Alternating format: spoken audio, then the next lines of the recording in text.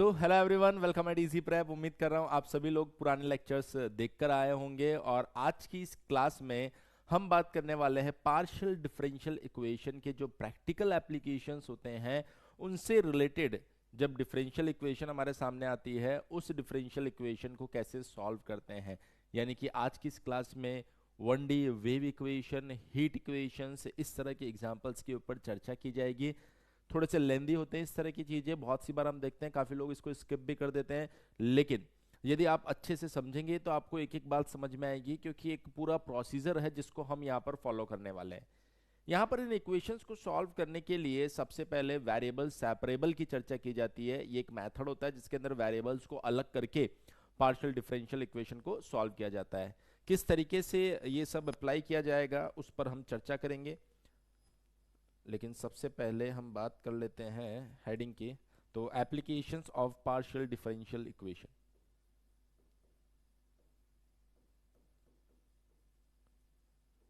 Applications of partial differential equation. Partial differential equation की क्या applications है, मतलब एप्लीकेशन से जुड़ी हुई पार्शियल डिफरेंशियल इक्वेशन को हम सॉल्व करने वाले हैं। सॉल्व करने के लिए जिस मेथड को हम यूज करेंगे वो मेथड है हमारा method of separation of variable. Method of separation of variable. Variable को किस तरीके से सेपरेट करके यहां पर प्रॉब्लम को सॉल्व किया जाता है उस पर हम चर्चा करने वाले हैं। तो देखिए, अगर हम लोग यहां पर बात करें कि सर वेरिएबल को किस तरीके से सेपरेट करके यहां पर डिस्कशन किया जाता है, तो इसके लिए आपको सबसे पहले एक एग्जांपल कंसीडर करना होगा और उस एग्जांपल के थ्रू आपको ये सारी कहानी समझनी होगी। तो हमारे पास में जो एग्जांपल अवेलेबल है वो एग्जांपल क्या दिया गया है, देखिए मैं एग्जांपल ले लेता हूं यहां पर। डेल टू जेड, यहां पर आ रहा है del x two minus twice of del z by del x plus del z by del y equals to 0। देखिए, ये जो डिफरेंशियल इक्वेशन है और इस डिफरेंशियल इक्वेशन में मेथड ऑफ वेरिएबल सेपरेबल अगर आप लगाना चाहते हैं तो उसका तरीका क्या है कि आपको सबसे पहले यहां पर एक ट्रायल सॉल्यूशन अज्यूम करना होता है। तो आपने बोला सर सबसे पहले अज्यूम ट्रायल सॉल्यूशन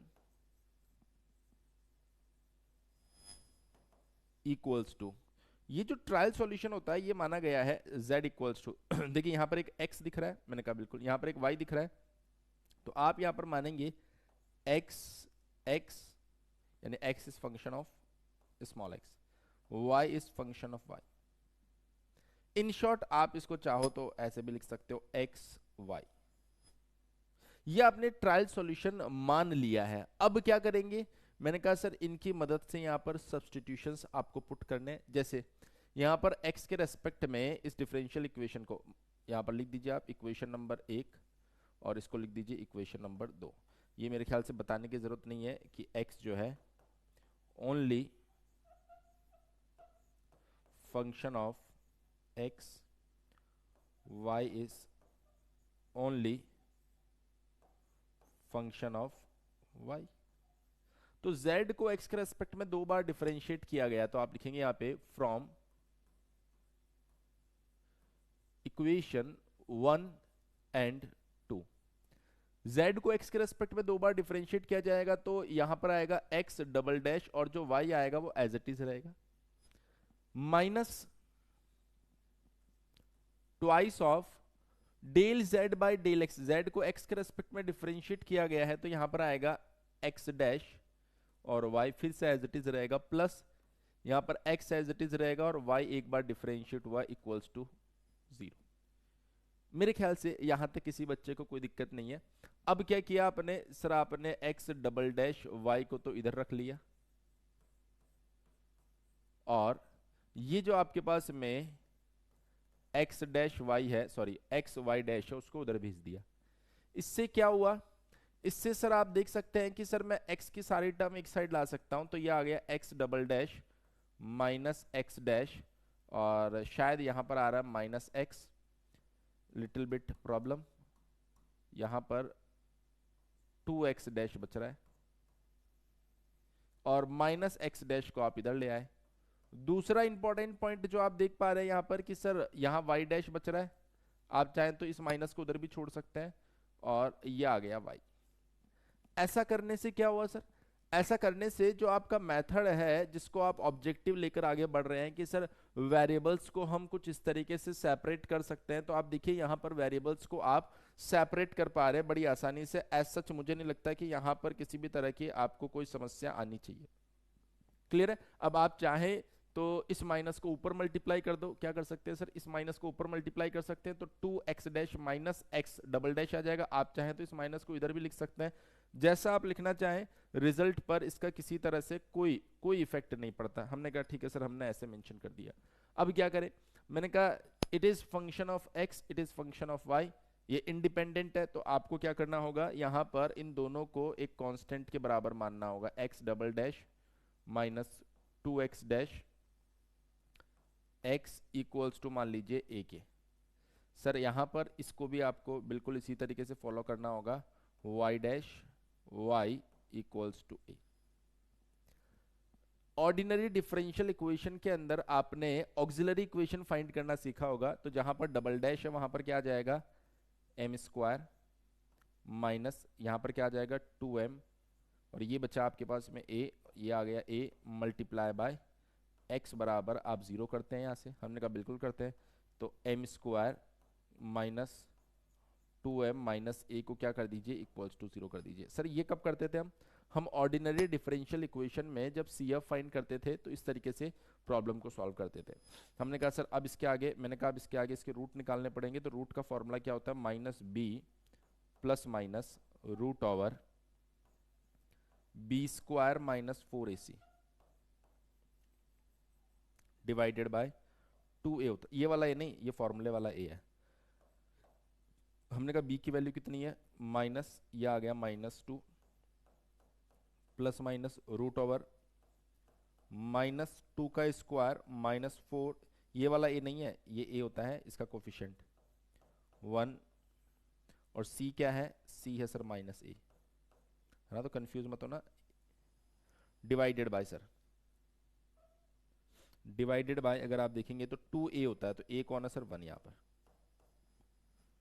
तो एट द एंड सर इसको आप बाद में लिख लेना क्योंकि यहाँ पर जगह नहीं है, इसको सिंप्लीफाई करके आप देखेंगे तो कितना आ रहा है सर, ये आ रहा है 2 प्लस माइनस, यहाँ पर भी 4, यहाँ पर भी 4, बाहर ले लेंगे तो ये आ जाएगा 2, और अंदर क्या बच रहा है सर, अंदर बच रहा है 1 प्लस a बच रहा है, शायद 1 प्लस a, लास्ट में हम आंसर भी वेरीफाई कर लेंगे ताकि कोई गलत आंसर आप याद ना रख ले, और ये बन जाएगा सर यहाँ पर 2।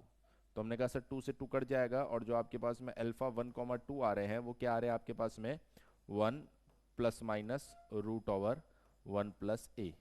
तो यहाँ पर डियर जो सॉल्यूशन दिया जाएगा x इक्वल्स टू ये दिया जाएगा c1 e to the power 1 plus root over 1 plus alpha, यहाँ पर आ जाएगा x plus c2 e to the power, नीचे लिख दो sir, c2 e to the power 1 minus root, ये स्मॉल a है ना, 1 प्लस small a multiply by x। ये हमारे पास में आ गया x, और मेरे ख्याल से ऐसा ही कुछ हमें दिया जा रहा है, बिल्कुल सर ऐसा ही कुछ हमें दिया जा रहा है, तो ऐसा सच यहाँ तक कोई इशू नहीं होना चाहिए, कोई कंफ्यूजन नहीं होना चाहिए। सर ये आपने सिर्फ इस पार्ट को सॉल्व किया, इस पार्ट को भी सॉल्व करना है, मैंने कहा इस पार्ट को नेक्स्ट स्लाइड पर सॉल्व कर देते हैं। तो आपने कहा कि सर इसको यदि आप सॉल्व करेंगे तो क्या आएगा, minus y dash y equals to a आ रहा है, तो इसको आप लिखेंगे minus y dash y a, एक बार मैं वेरीफाई कर लूँ, वाई डैश अपन वाई ही था, वाई डैश अपन वाई ही था। तो आपने कहा सर इसको कैसे लिख सकते हैं, मैंने कहा इसको सिंप्लीफाई करोगे तो y dash plus y a equals to 0 आएगा। सर इसको कैसे लिखेंगे, ये बन जाएगा m plus a y equals to 0। तो सर m इक्वल्स टू कितना आ जाएगा, m इक्वल्स टू आ जाएगा माइनस a। तो यहाँ पर जो y आपके पास में आएगा वो क्या बन जाएगा सर, वो बन जाएगा c3 e⁻−a। अब ये आपके पास में जो सेकंड वेरिएबल है वो y का है, तो यहाँ पर क्या आ जाएगा y।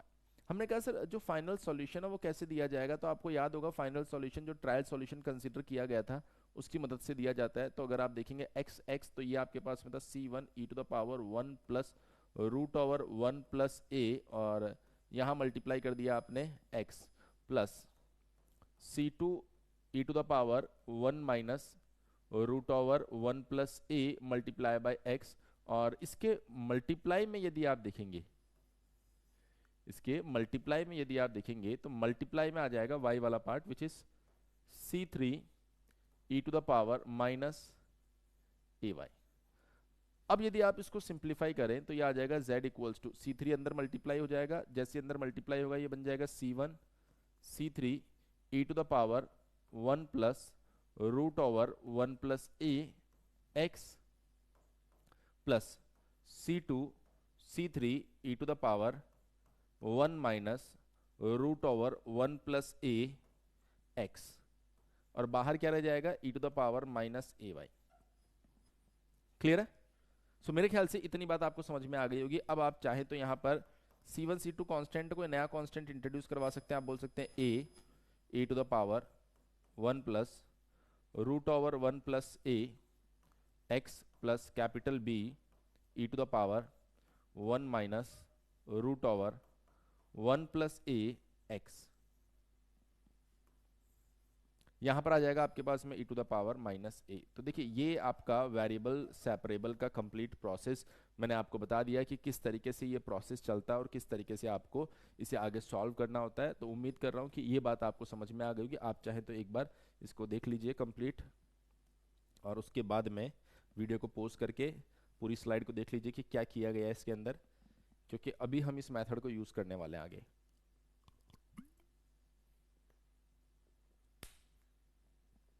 चलिए, तो मेरे ख्याल से इस स्लाइड को भी देख लीजिए। मेरे ख्याल से इतनी बात आप लोगों को समझ में आ गई होगी, इसमें किसी भी तरह का कोई कन्फ्यूजन नहीं रहा होगा। अब इसमें अगर किसी भी तरह का कोई कन्फ्यूजन नहीं है तो अब बात आती है सर इस मेथड को जिस डिफरेंशियल इक्वेशन के लिए हम यूज करने वाले हैं वो डिफरेंशियल इक्वेशन कौन सी है और कैसी होने वाली है। तो देखिए सबसे पहले जो डिफरेंशियल इक्वेशन हम यहाँ पर डिस्कस करेंगे वो डिफरेंशियल इक्वेशन हमारे पास में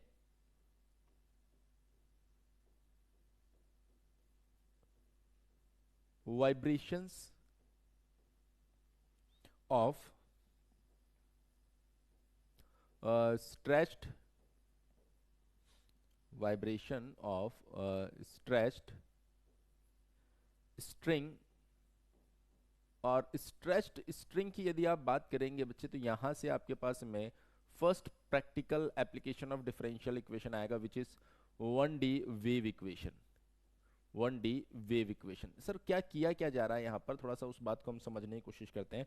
देखिए एक्चुअल में यहाँ क्या किया जा रहा है, जैसे मान लीजिए ये आपके पास में आपने मान लिया y एक्सिस और यहाँ पर इसको आपने मान लिया x एक्सिस, है ना। नोटेशंस हम बिल्कुल सेम टू सेम लेंगे ताकि डेरिवेशन में कोई समस्या नहीं आए। इस पॉइंट को हमने मान लिया a और इसको हमने मान लिया b। हमने a और b के बीच में एक स्ट्रिंग को कुछ इस तरीके से बांध दिया है और बहुत ज्यादा टाइट बांध दिया है, जिससे कि ग्रेविटी के इफेक्ट को वहां पर क्या कर दिया गया है, पूरे तरीके से नेग्लेक्ट कर दिया गया है। और उसके बाद में हम हल्का सा ट्रांसवर्स मतलब देखिए ये अगर आपका एक स्ट्रिंग है तो इस लेंथ के अलोंग जो एक्सिस होता है उसको बोलते हैं लॉन्गिट्यूडनल, इसके जो परपेंडिकुलर एक्सिस होता है उसको बोलते हैं ट्रांसवर्स। तो अगर इस स्ट्रिंग को मैं ऐसे डिस्टर्ब करूंगा हल्का सा तो ये ऐसे ऐसे वाइब्रेट करेगा, इसे बोलते हैं ट्रांसवर्स वाइब्रेशन। तो ये बोल रहा है कि सर आप यहां पर क्या करेंगे, जैसे उसको टाइट एकदम बांध देंगे उसके बाद में हल्का सा वर्टिकली आप उसको डिस्टर्ब कर देंगे और वो आपको कुछ इस तरीके का एक वाइब्रेशन दिखाएगा। और उस वेव इक्वेशन को हम यहाँ पर डिराइव करने जा रहे हैं। तो मैंने कहा कि एक पर्टिकुलर इंस्टेंट पर अगर आप उस स्ट्रिंग को बनाओगे तो कुछ ऐसा दिखाई देगा। वो मैंने कहा बिल्कुल दिखाई देगा। मैंने कहा इस जगह पर आप एक पॉइंट लेकर देखो, हमने कहा ये ले लिया हमने पॉइंट P, कहाँ लिखूं, इधर लिख देता हूँ, और ये ले लिया हमने पॉइंट Q। मैंने कहा पॉइंट P को यदि आप देखोगे तो वो यहां से x डिस्टेंस पर है, हमने कहा बिल्कुल। पॉइंट क्यू की अगर आप बात करोगे तो वो यहां से dx या बोल सकते हो डेल एक्स डिस्टेंस पर है, बिल्कुल है सर। जब आपने यहां से एक स्लोप को ड्रॉ किया तो सर क्योंकि ये एक पॉइंट नहीं है, ये बहुत क्लोज है लेकिन एक पॉइंट तो नहीं है ना, तो सर जब इसने एंगल यहां पर फॉर्म किया ना, जब एंगल यहां पर फॉर्म किया तो ये अलग एंगल निकला और ये अलग एंगल निकला, हालांकि बहुत कम इसमें डिफरेंस हमें देखने को मिला। तो हमने कहा सर ये कौन सा एंगल निकला, तो आपने कहा सर ये जो एंगल है ये एंगल निकला फाई, और ये एंगल जो है ये एंगल था फाई प्लस डेल फाई। इसके साथ साथ इस स्ट्रिंग में इस साइड आपको टेंशन देखने को मिला और इस साइड आपको टेंशन देखने को मिला जब आप एलिमेंटल स्टडी उसकी कर रहे हैं। तो हमने कहा ठीक है सर इसमें ग्रेविटी को कंसीडर क्यों नहीं किया, क्योंकि हमने कहा कि ग्रेविटी यहां पर इसलिए कंसीडर नहीं की जा रही है क्योंकि इस स्ट्रिंग को इतना ज्यादा टाइट बांधा गया है जिससे ग्रेविटी के इफेक्ट को यहां पर क्या कर दिया गया है, बिल्कुल नेग्लेक्ट कर दिया गया है। जैसे अगर आप लूज रखोगे तो वो ऐसे रहेगी स्ट्रिंग, क्यों, ग्रेविटी की वजह से नीचे चली गई। अब हमने एकदम खींच लिया तो ग्रेविटी के इफेक्ट को हमने वहां से क्या कर दिया, बिल्कुल गायब कर दिया, तो ग्रेविटी को यहां पर कंसीडर नहीं करना है। उसके बाद में आप बोलेंगे सर ये टेंशन ऐसे कैसे आ रहा है, मैंने कहा ये जो टेंशन है अगर आप इसको ब्रेक करेंगे, अगर आप इसको ब्रेक करेंगे तो आपको पता होगा कि अपोजिट डायरेक्शन में आपको टेंशन दिखाई देते हैं। हालांकि उस टेंशन वाले वर्ड से हमें कोई खास दिलचस्पी है नहीं। जैसे मान लीजिए कि कभी भी ये आपके पास में वहां से यहां से ब्रेक करोगे तो सर क्या होगा, इस स्ट्रिंग में इधर टेंशन दिखाई देगा, इसमें इधर टेंशन दिखाई देगा। हमने कहा बिल्कुल दिखाई देगा। तो मैंने कहा उसी फंडा को हमने यहाँ पर काम में लेके सबसे पहले वर्टिकल डायरेक्शन में फोर्स लिखने की कोशिश की। तो आपने बोला force in transverse direction, force in transverse direction. तो आपने कहा कि सर देखिए एक फोर्स आएगा t sine psi plus del psi. अच्छा कुछ बच्चे फिर भी नहीं समझ पाए तो मैं बता देता हूं, जब ये ऊपर जाएगा तो ये वाला हिस्सा रस्सी को इधर खींचेगा, ये वाला हिस्सा इस रस्सी को इधर खींचेगा, तो उसी टेंशन को हमने यहाँ पर ड्रॉ किया है। ये टी है, इसका एक कंपोनेंट इधर आएगा, एक कंपोनेंट इधर आएगा, बिल्कुल सर ये टी है, इसका एक कंपोनेंट इधर आएगा और दूसरा कंपोनेंट इधर आएगा। थीटा के साथ का जो कंपोनेंट होता है वो कॉस होता है और दूसरा वाला साइन होता है। ये देखिए ये टी है, एंगल के साथ वाला कंपोनेंट जो होगा, एंगल के साथ वाला जो कंपोनेंट आएगा वो हमारे पास में क्या आने वाला है सर, कॉस आने वाला है, और दूसरा वाला कंपोनेंट क्या आने, अरे ये क्या हो गया, दूसरा वाला कंपोनेंट क्या आएगा, साइन। ये जो एंगल हमने बनाया ना ये स्लोप के साथ बनाया है, यहां से देखकर ऐसा लग रहा है कि ये एंगल कोई और है, ये वाला एंगल है ना, ठीक है सर इतनी बात हम समझ गए। तो उसका ये वाला कंपोनेंट कॉस, वर्टिकल साइन, तो इसका भी सर देखो ये वाला कॉस और वर्टिकल साइन, नीचे की साइड है तो negative sign, minus t sine five. मेरे ख्याल से कोई समस्या वाली बात नहीं है सर।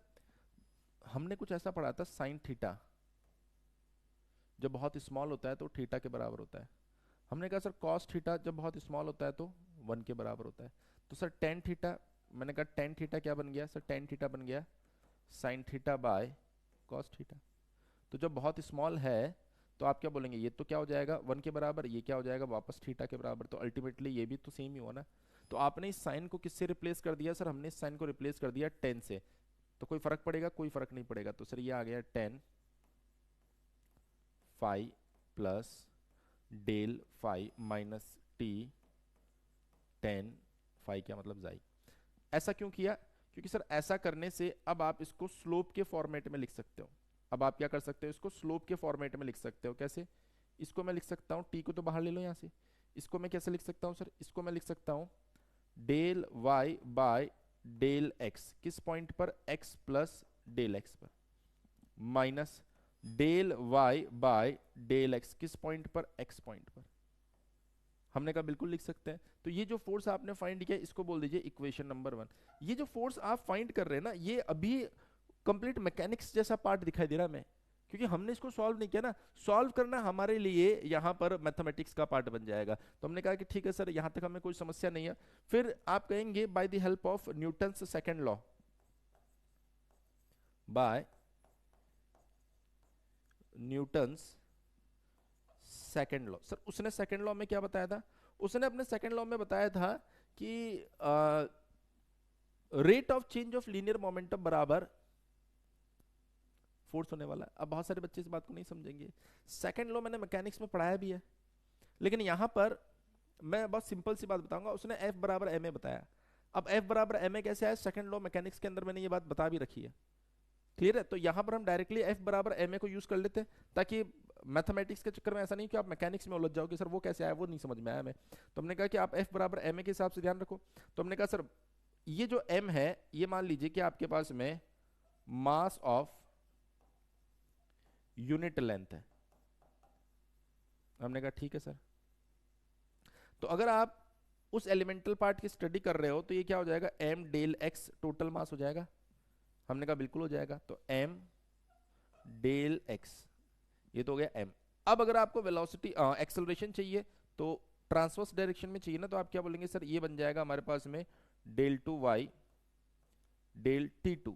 सर t2, मैंने कहा टाइम के रेस्पेक्ट में जो डेरिवेटिव आता है ना, लाइक अगर आपको x दिया गया है, आपको वेलोसिटी पूछेगा, तो dx बाई dt वेलोसिटी होती है, d2x बाई dt2 एक्सेलरेशन होगा टाइम के रेस्पेक्ट में। तो आपने यहां पर टाइम के रेस्पेक्ट में, सर y डायरेक्शन में क्यों? y डायरेक्शन में इसलिए क्योंकि ट्रांसवर्स डायरेक्शन में वाइब्रेशन देखने को मिल रहा है। तो हमने कहा ठीक है सर।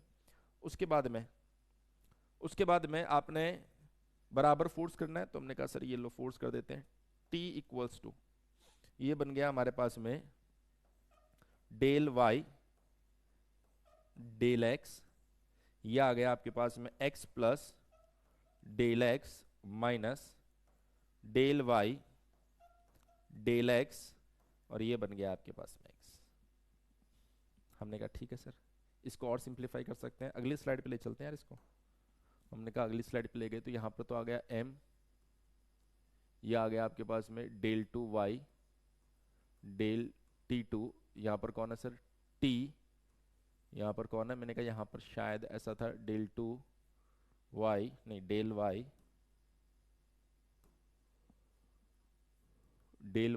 बाय डेल एक्स, किस पॉइंट पर? x plus del x point पर, minus del y by del x किस पॉइंट पर? x पॉइंट पर।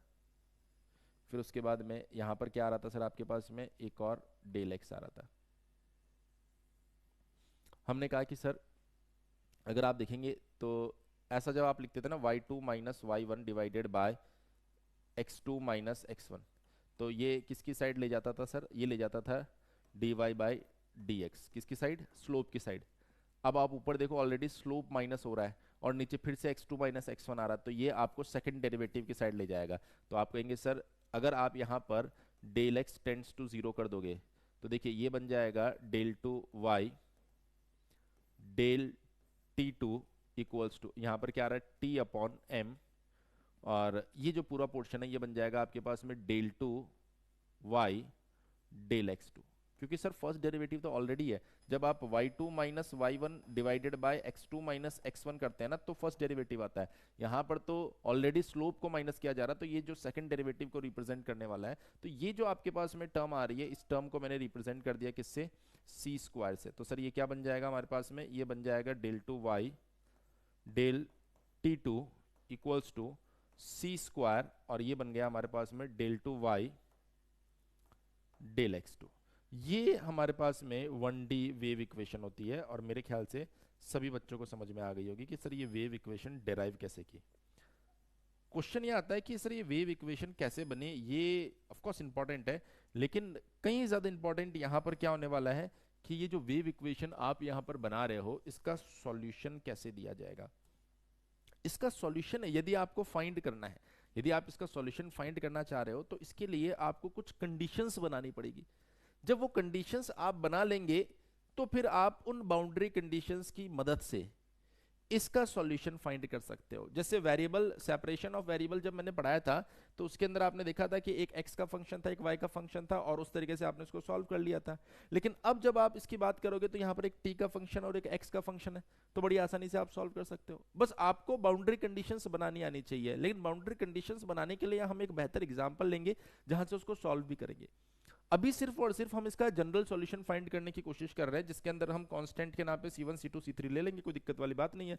तो आपने कहा कि सर अगर आप इसके सॉल्यूशन की चर्चा करेंगे तो solution of 1D wave equation, अगर मान लीजिए कि आप इसके सॉल्यूशन की चर्चा कर रहे हैं तो इसके सॉल्यूशन में आप साफ साफ देख सकते हैं कि सर पहले आपको मानना पड़ेगा z equals to x x और t, क्योंकि सर इस बार आपको t और x दोनों दिखाई दे रहा है। हमने कहा ठीक है सर, कोई दिक्कत वाली बात नहीं है। तो आप कहेंगे सर इसको तो बोल दीजिए इक्वेशन नंबर 1 और इसको बोल दीजिए आप इक्वेशन नंबर 2, जिसको आपने ट्रायल सॉल्यूशन माना है। तो मैंने कहा अब यहाँ पर क्या बोलूंगा, अच्छा साथ में एक और चीज ध्यान रखना, z बराबर नहीं y बराबर। सर y बराबर क्यों, ऊपर देखो कौन दिख रहा है, y दिख रहा है। हमने कहा ठीक है सर, तो ये क्या बन जाएगा सर, ये बन जाएगा आपके पास में t के रेस्पेक्ट में 2 बार डिफरेंशिएट हुआ ना, तो x तो एज इट इज और ये आ गया t डबल डैश। हमने कहा okay, c square as it is, बिल्कुल एज इट इज। सर यहाँ पर y को x के रेस्पेक्ट में 2 बार डिफरेंशिएट किया गया तो x डबल डैश और यहाँ पर t एज इट इज। अब क्या करें, मैंने कहा बहुत सिंपल है, t वाली पार्टी को एक साइड ले चलो, x वाली पार्टी को एक साइड ले चलो, तो x upon x double dash equals to c square t upon t double dash. मैंने कहा अब क्या करना है, मैंने कहा आगे का प्रोसेस आपको बता रखा है, x upon x double dash equals to क्या मानना है, a। इधर भी सेम प्रोसेस करना है, कोई दिक्कत वाली बात नहीं है। हमने कहा पहले एक पार्ट को सॉल्व कर लेते, तो ये क्या बन गया, x equals to x double dash a, x double dash a। अब देखो यहां पर थोड़ी सी समस्या क्या आ रही है, a कहीं पर आ तो नहीं रहा, पिछली बार भी a ने हमें दिक्कत की थी, क्योंकि जब मैं फॉर्मूला लिखता हूं तो उसके अंदर a आ जाता है, कुछ और मान लो क्या, k मान लो। तो देखो अब यहां पर x डबल डैश का कोफिशिएंट k बन रहा है, तो आप इसको रिवर्स भी कर सकते हो, कोई दिक्कत आएगी? मैंने कहा कोई दिक्कत नहीं आएगी। क्या मैं इसको ऐसा लिख सकता हूं, x double dash upon x बराबर k, कोई समस्या? कोई समस्या नहीं है सर।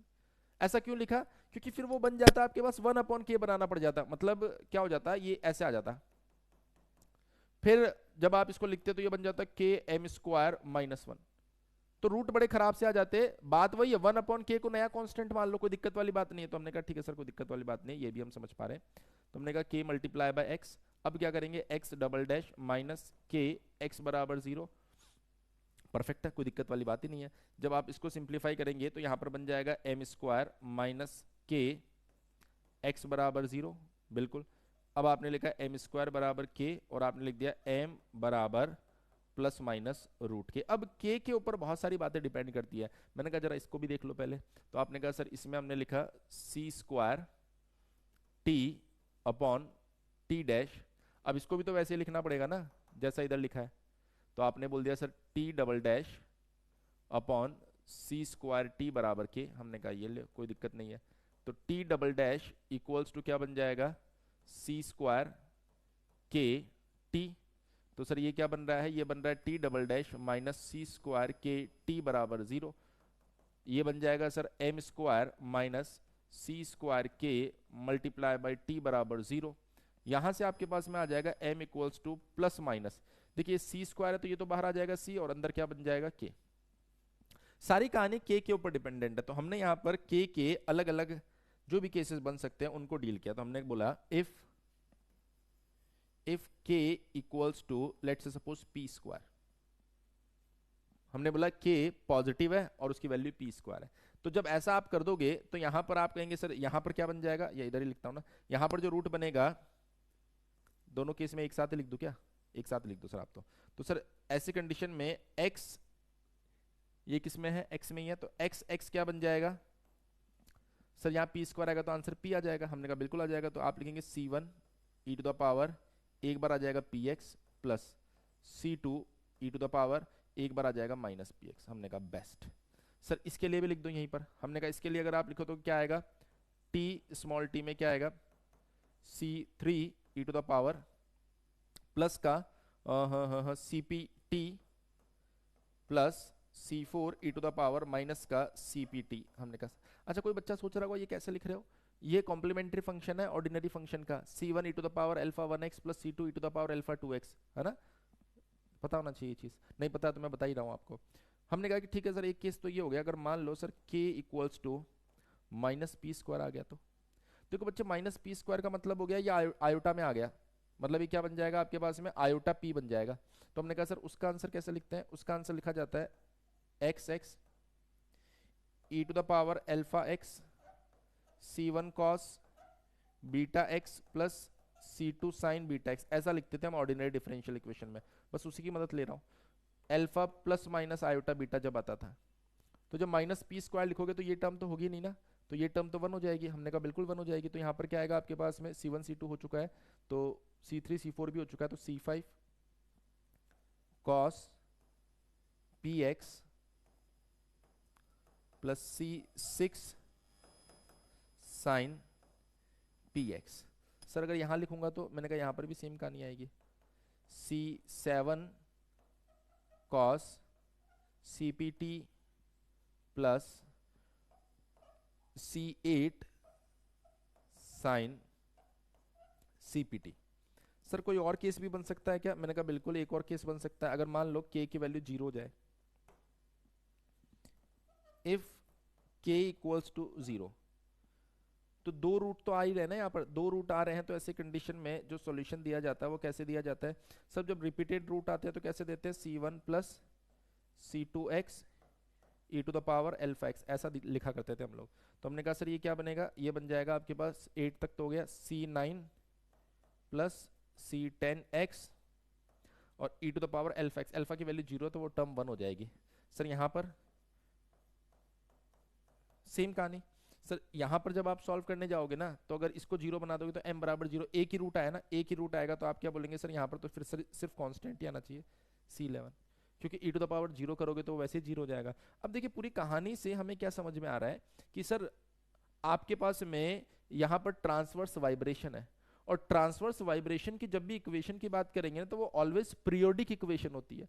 ऐसे ऐसे वाइब्रेशन दिखाएगी ना, वो ऑलवेज कैसी होगी बेटा, पीरियोडिक इक्वेशन होगी। तो उसके लिए कभी भी सॉल्यूशन ये या फिर ये नहीं हो सकता, उसके सॉल्यूशन में हमेशा आपको साइन कॉस दिखाई देंगे, क्योंकि वो साइन कॉस ही पीरियोडिक फंक्शन होते हैं। तो आप कहेंगे सर जो यहाँ पर तीनों केसेस में परफेक्ट केस सेलेक्ट किया जाएगा वो ये किया जाएगा, और यहाँ पर जो फाइनल सॉल्यूशन दिया जाएगा y का, वो दिया जाएगा आपके पास में C5 cos px plus C6 sin px multiply by, यहां पर आ जाएगा आपके पास में C7 cos CPT plus C8 sin CPT। अब हो सकता है आप इस वीडियो को बाद में देखेंगे, तो अगर किसी तरह का कोई सिली मिस्टेक इसमें नहीं हुआ है तो मैं एक बार रिजल्ट को वेरीफाई कर लेता हूँ, क्योंकि वेरीफाई करना बहुत ज़रूरी है। हो सकता है कि किसी तरह का कोई सिली मिस्टेक यहाँ पर आप लोग तो ऑब्जर्व ना करो, लेकिन हमें तो ऑब्जर्व करना पड़ेगा सब कुछ। तो C5 cos px plus C6 sin px, C7 cos CPT, तो आई थिंक सब कुछ बिल्कुल परफेक्ट है, ऐसा इसमें कोई समस्या नहीं है। और मेरे ख्याल से आपको भी ये बात बड़े अच्छे से समझ में आ गई होगी, कोई कंफ्यूजन इसके अंदर नहीं होना चाहिए। तो आप आराम से इसको फिर से देखिए, तरीका यही है सर, इसको एक बार खुद से सॉल्व कर लीजिए। अच्छी चीज़ें हैं, बहुत से लोग इन्हें छोड़ देते हैं, लेकिन हम इसलिए बता रहे हैं क्योंकि अगर आप इनको अच्छे से समझेंगे ना, तो यही वो क्वेश्चंस होते हैं जो वाकई में परेशान कर सकते हैं। आसान आसान चीज़ें तो सभी बताएंगे, लेकिन ये ऐसी चीज़ें हैं जिनको अगर आप देखेंगे तो शुरुआत में आपको थोड़ी सी ख़राब लगेगी, लेकिन जब एक बार सॉल्व कर लेंगे तो बड़ी आसान लगेगी। अब बात ये आती है कि सर अगर मान लीजिए कि डेरिवेशन नहीं आया तो क्या आएगा। मैंने कहा अगर ये डेरिवेशन नहीं आया तो इसका न्यूमेरिकल आ सकता है, इसका क्वेश्चन आ सकता है, वो हम नेक्स्ट वीडियो में देखेंगे। क्लियर है? Thank you so much.